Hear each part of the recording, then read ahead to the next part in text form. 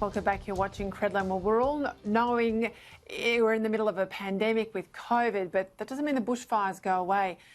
But as a caller to 3AW's Neil Mitchell program said today, worryingly, himself a volunteer with Victoria's Country Fire Authority, the CFA, COVID restrictions have meant there's been insufficient training this year, and he's concerned for what it means for the coming fire season.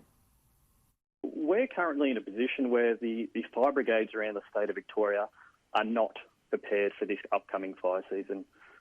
Most brigades around the state of Victoria, and I would say all of the 1,226 CFA fire brigades, have not trained, done practical training for the last 3 months.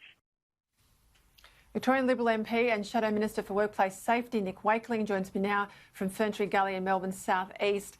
I've got to get through quite a bit of detail here, but given where we were last summer, front of mind for most Australians, certainly on the east coast, a lot of concern that there hasn't been enough training for volunteer firefighters and certainly not enough preparedness in terms of the fuel load. Where are we now? Oh, good evening, Peter. And it's very concerning that under this government, we know that there's been a sustained attack on our CFA by the Andrews government. And now under the cover of COVID, volunteers, tens of thousands of volunteers across the state have not been able to undertake important training for months, as we've just heard. And also the government has also put bans on volunteers undertaking important fuel reduction burns. It means the state is worse off. This government promised to make our emergency services better under these reforms. We're worse off. Volunteers have not had adequate training and they're not undertaking important fuel reduction work. Right, we know that in the middle of the year there was a merger to create a new Fire Rescue Victoria body.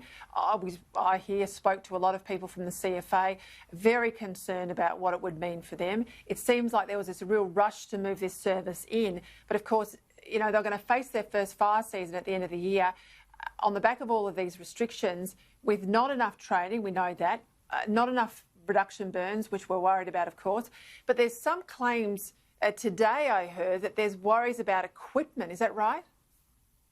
We've got this ridiculous situation where many of these new Fire Rescue Victoria stations won't have vehicles that can actually fight a fire off-road. So technically they're going to have trucks that can't drive into the bush to put a fire out. And now they're going to have to take trucks from the CFA to actually undertake, dealing with a fire. It is ridiculous. The government has botched this from the start. Nobody asked for this. Volunteers didn't ask for this. And what we've got is a worse system than we were 12 months ago, which means Victorians and our community are vulnerable as a consequence of these changes. And just before we go, Nick Wakeling, we know in 2009, the Black Saturday Royal Commission, they said that Victoria had to significantly increase its burn backs. We know the government at the time accepted the recommendations. Last year, and we saw that horror summer, last year, nowhere near meeting the targets. Do we know how they're tracking this year? Well, we know it's even worse than it's been in the past.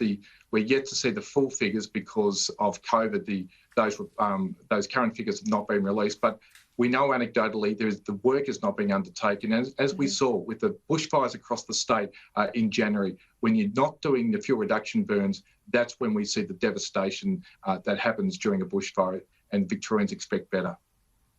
Oh, please stay across it. We're all worried and concerned for the summer ahead. Nick Wakeling, thank you for your time. Thanks very much.